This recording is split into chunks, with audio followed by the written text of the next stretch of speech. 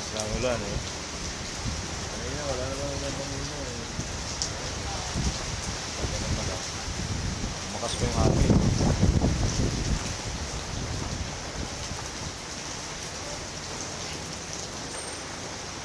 Yan po ang lagay ni Yowan dito sa ano, Gentry City, Cavite. Signal number 3 kasi kami dito sa buong Cavite. Kaya akala ko kanina ay kagabi tapos na yung bagyo. Kasi alas 8 lang to, diba? So, parang lumakas din ngayon ah.